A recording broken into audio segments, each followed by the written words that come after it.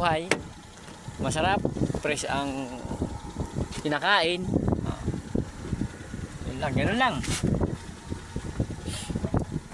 Ay, shout out nga po pala sa mga followers ko. Mabuhay kayo mga followers. Sana huwag kayong magsawa sa akin na suportahan ako. At sana mag-enjoy kayo sa mga ginagawa ko.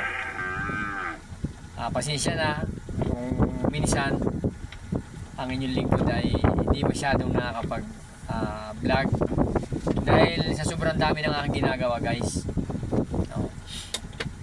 Talaga sobrang dami kong trabaho.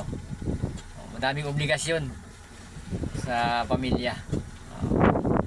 Lagi tayong busy. Ayan, ito nga guys, yung akin nga guys na alagang yung baka, kahapon ko inula, kahapon ko pinastol, ngayong kuling hapon napuntahan. Ayan. Buti na lang guys, meron akong kamag-anak na may pusong kabaitan. Merong kabaitan siya sa kanyang katawan.